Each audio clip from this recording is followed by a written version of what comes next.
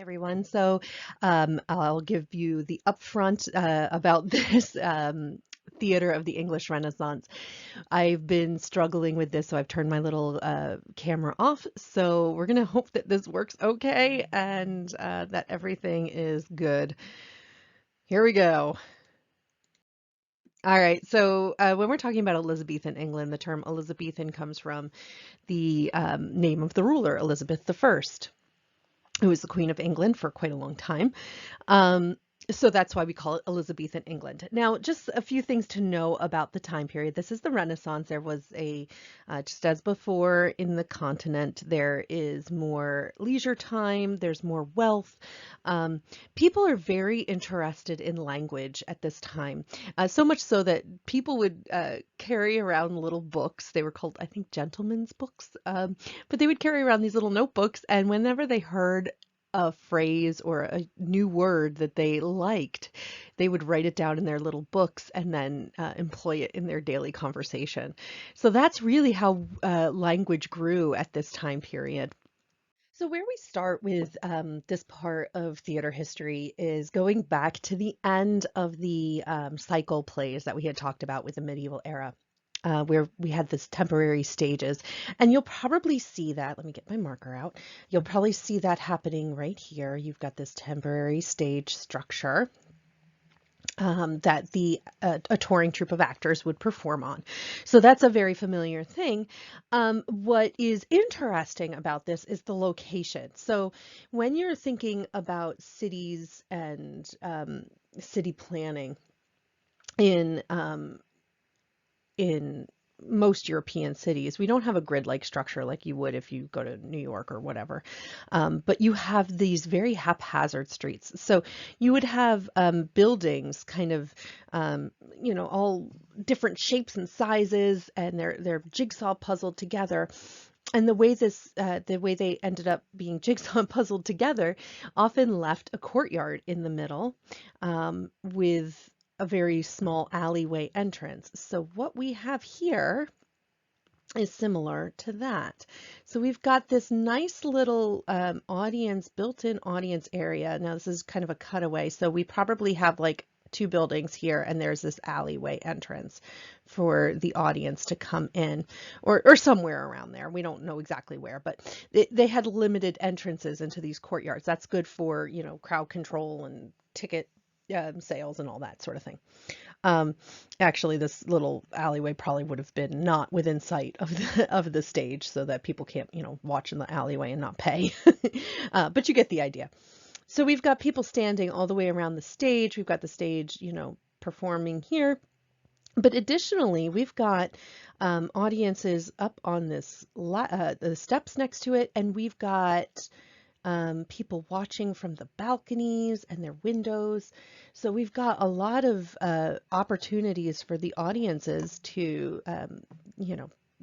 watch from different angles. And then this structure here informs the way playhouses were built later on. So, and here we have in this other little picture, we have a nice little drawing of the same kind of temporary stage with a sheet as a backdrop thrown up on the balcony curtains. So again, another way of looking at that. So we're going to talk about Elizabethan playwrights right now, and we're going to look at how a few of them, of a very small number of playwrights, just how their relationship was, what they worked like. Now, Shakespeare is a big name of this time period, and we tend to think of Shakespeare as like the pinnacle. But he was neither the only playwright of this time period, nor was he the most popular in his lifetime. So there were many, many playwrights of equal and higher standing than him writing. So I think it's fair to look at a couple others as well. So first we have Christopher Marlowe. His nickname was Kit Marlowe. He was born the same year as Shakespeare. He was university educated, which is different from Shakespeare. He was considered a free thinker. He was often spied for England. And so, a very prolific writer. Some of his plays include Dr. Faustus, Tamburlaine, Edward II, and many others. Ben Jonson was another playwright of this time period. He's a little bit younger than Shakespeare, but again, equally well liked. He was the first poet laureate, which was a position of honor granted by the government. Um, and he was even a marked felon, and he was buried standing up. This is, just a little bit of Jeopardy trivia here for you. This idea that he was buried standing up is unique and novel, but the reason for it was because land was at a premium, even in graveyards. It was not unusual for very old graves to be exhumed and the people to be dug up so that new people could be buried. When you have a very old country with limited land, this is what happens. So he wanted a grave position, a graveyard position when he died, of great honor, and couldn't afford the full plot. So instead, they buried him standing up so he would take up less space. So that's just an interesting little tidbit. Some of the plays that he is famous for, Every Man in His Humor, Volpone, these are just some of the popular ones. And then we have William Shakespeare. I could go on and on about him, but I'm not going to spend a whole lot of time talking about his life. He was born in Stratford-upon-Avon, which is a few hours by car anyway, outside of London. Probably a few days worth travel in those at that time period. He married a woman named Anne Hathaway, who was older than him. She was pregnant, and so they married. I believe he was only 17 years old when they got married. They did have 3 children together, Susanna, and then twins, Judith and Hamnet. Hamnet was the only son, but he died in childhood. Yes, that Hamnet is very much like Hamlet. I wonder where he got the idea. And Susanna and Judith left no surviving heirs. So nobody is a direct descendant of Shakespeare. Yes, I have heard the argument that Shakespeare didn't write Shakespeare. This is not a new argument. I can go on and on and on why I think it's right or wrong, actually wrong. But I'm not going to do that. If you want to get into a conversation with me, I would love it. But anyway, the people who say that he did not write the plays, Shakespeare, the man we know as William Shakespeare, did not write those plays, are called anti-Stratfordians, meaning not the person who lived in Stratford upon Avon, known as William Shakespeare, was not responsible for those plays. So that's why they're called anti-Stratfordians. And yes, he wrote 37, 38 plays, depending on how you count.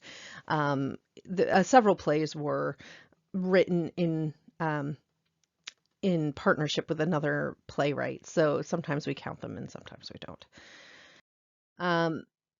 He, he appeared just after Marlowe did. All of these playwrights knew each other. He had rivalries and relationships with Ben Jonson. Ben Jonson commented when Shakespeare died. There was a lot of conversation there. And, he did create quite a few plays. He wrote in many genres, which is not common of that time period. Well, I won't say it's not common, but that did make him stand out. Some playwrights had specialties. He had well-rounded characters, and he was a master of plot construction. There are several Shakespearean quaint phrases.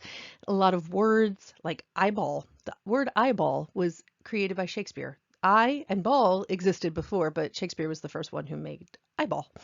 And there are other phrases that we use and words that we use today that were coined by Shakespeare. Like I said, those Elizabethans were really fascinated by language. If they heard something they liked, especially at a playhouse, they'd write it down in their little handy dandy notebook and then start using it. So things like in one fell swoop and to catch a cold and this is fair play. All of those are phrases that Shakespeare coined. So we're going to be spending some time talking about the actual structures of the Elizabethan playhouses and a little, adventure into how they came to be the way we know them. So, some standard features. This is key here because most of the public theaters in London at this time period all looked basically the same. This is important to know because when you're looking at Romeo and Juliet or any other play from this time period, you can think about what the playhouse looked like and what possibilities were available for the actors. So you've got, where's my pen here? You've got this area, the stage. I probably should use a different color.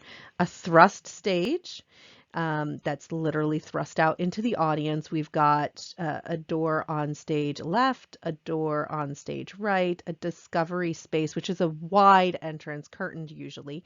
In the middle, we have a balcony that's available for performing scenes. I mean, if we think about Romeo and Juliet, there's that very famous balcony scene. And musicians were an important part of the performance. So we have the musicians gallery up there. Now, as far as audience areas are concerned, we have audience seating right here on the sides in these galleries. This is for the wealthier patronage. The cheapest seats or tickets, however, would have been down here in the yard. So these people who stood in the yes, it was standing room only. The people who stood in the yard were called yardlings or groundlings or even penny stinkers because they paid only a penny to get in and they smelled pretty bad. So this is interesting to know. If you go buy a ticket to a concert today and you want to get right up next to the stage and you stand by the stage, you pay a premium for that. But because these patrons were standing, they did not pay that much to get in. Oh, one other thing that I think I missed. Most of the stages were outfitted with a trap door right in the middle of the stage. So those are some standard features. All right, story time. So I think it's important to look at how these playhouses evolved in London at the time. So we're going to look through a map of London. So here we go. I've got a whole bunch of animations on this slide, so let's cross our fingers and hope they work.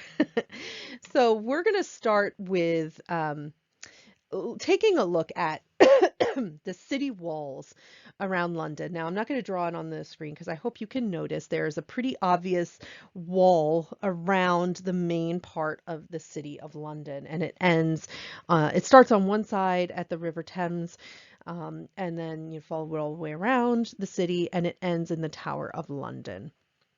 So obviously these walls are, walls, but they also mark where laws were different. So the laws inside of the wall are different than outside of the wall. It's very similar. At the town I live in, we have a borough in the center, and then in the surrounding areas, we have the township, and that is the township area is, it's a different school district, it's different everything. So it's kind of similar that we're looking at with London. So the important thing to point out about that is that the law is that there were no public playhouses allowed inside those city walls. I know you're probably looking at this and seeing a lot of red dots, but there's an explanation for that. All right, so here we go. We are going to start all the way up at the top right-hand corner of this map, looking at the theater. The theater was a very I know it sounds like a really obvious name. It wasn't as obvious at the time. I'm not going to get into that. But it was a very prominent public playhouse at the time. We're looking at 1576. The theater was operated by the Lord Chamberlain's men. This was an acting company. In the time period, you should have, to have the patronage of somebody of note was very helpful in giving your theater company credence and also, permission in some cases to perform. So the Lord Chamberlain, which is a position, an official position, he was the patron of the Lord Chamberlain's men, so that's why they're called that. This company was run by the Burbage family. Shakespeare was one of the acting members when he was an actor in this theater company. So they're operating out of the theater. Now we're going to take a look at some of the other buildings around London at the time. So next we have the Curtain, which is right next door to the theater. Well, at least on this map it is. Again, you get a little picture of how this very similar structure to what we've already looked at, what it, lays out to be. So this is 1577. We have the Rose in 1587. Now this is all the way down at the bottom of your screen on the other side of the river. Now this picture looks very different because it was rediscovered in an excavation. They were building a high-rise building, and when they started digging the foundations, they discovered the remains of the theater, the Rose. This is not unusual. There are no existing playhouses from that time period. None remain standing. They were not very stable buildings for several reasons, which I'll get into later. So occasionally, we come across the ruins of one of these buildings, and here we have the ruins of the Rose. Then, apropos of today's situation, we have the Black Plague, and the Black Plague actually shut down theaters from 1592 to 1594. So if you think, 6 weeks is bad or whatever we're at now, think 3 years. Playhouses all over the city were shut down. Then, okay, so we're going to come back up to the theater. So the Lord Chamberlain's men are working there. They are on a piece of leased land, and they are interested in expanding their venture. Also because the lease is going to be coming up, going to be expiring pretty soon on their land in the next couple of years. So they set their sights on the Blackfriars Monastery. There it is right there, in 1596.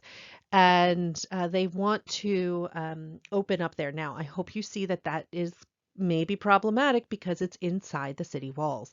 Now, their goal here for the Blackfriars Monastery was to convert it into a private playhouse, not a public one. So therefore, it did not have the same legal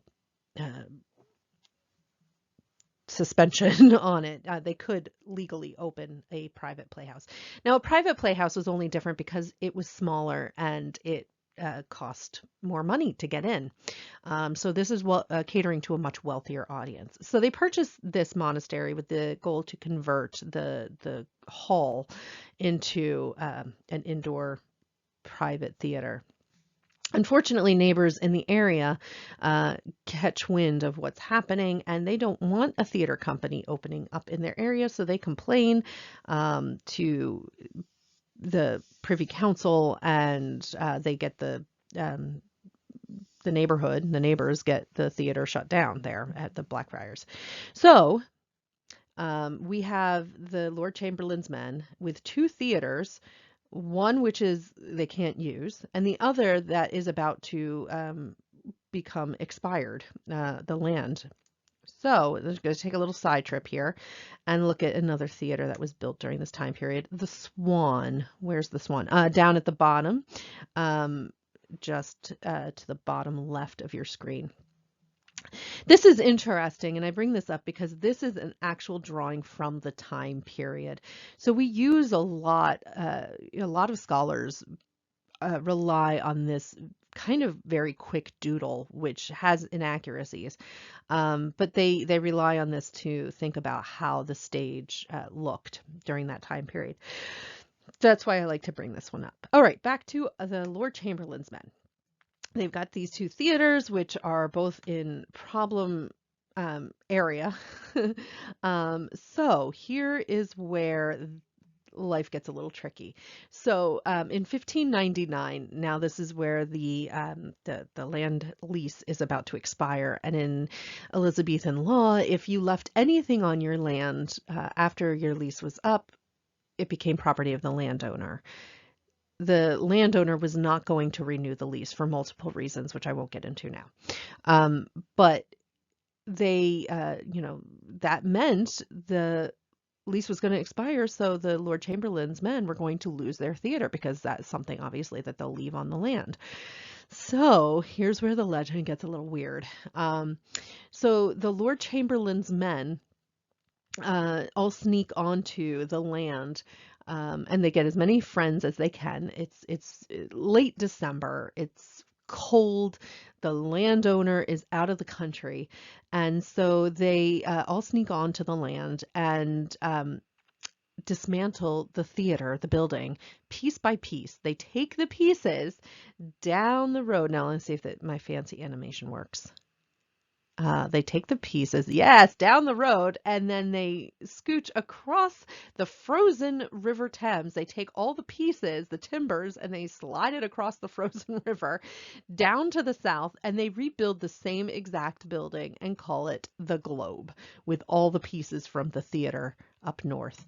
So the Globe, which you may have studied in school, was built in 1599, and 1600-ish, and then they enjoy great amounts of success. I do have two dates there because the Globe did burn down in 1613 and was rebuilt in 1614 because it was so popular. Additionally, time goes by. We have the Fortune, another theater built in this time period. The Fortune is right at the top of your screen. Another public playhouse. You notice this one's more square shaped. This is a bit different. And we have got other ones here. The Red Bull. Yes, the Red Bull is not just a drink. The Red Lion, the Boar's Head, all of these others are different theaters opening in the time in the area. So the Queen Elizabeth dies, and King James comes to the throne in 1606, I think, round about there. And when King James comes to the throne, he knows that good theater companies have the backing of someone of note. King James loves theater. This is King James from the King James Bible fame, if you're curious.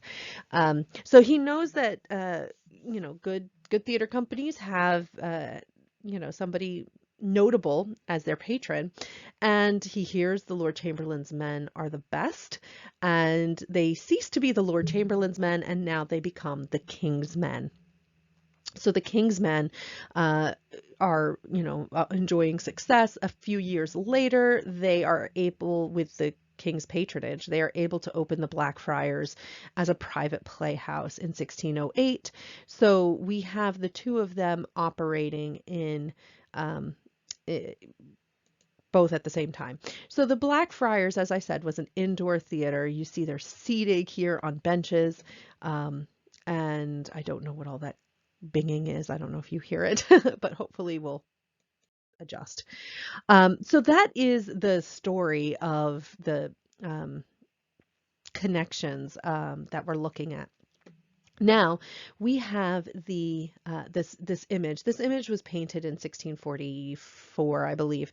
There are 1642, excuse me.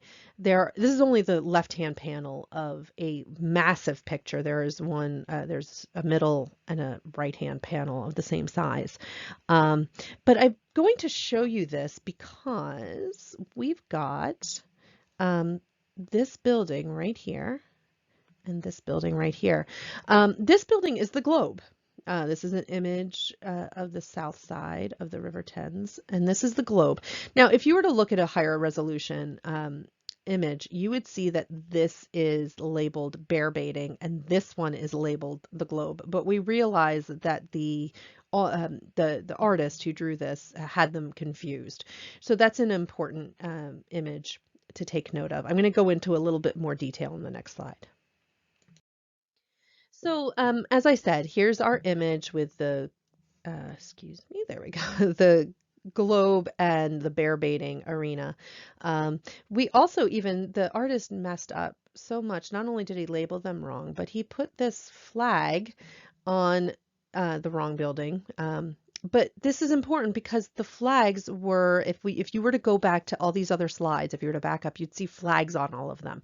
The flag was important because it would advertise what genre of play was being performed at the playhouse that day. So that is an important feature. But like I said, these two buildings are reversed. This is the globe. This is bear baiting. Now, hopefully you're asking, what's bear baiting? Well, bear baiting, as you can see in this image over here, was a blood sport. They took an arena, they put a bear, chained it to a post, and put some dogs in there and saw who won. It's a very unfortunate pastime, but it's important to note what different opportunities for entertainment people had.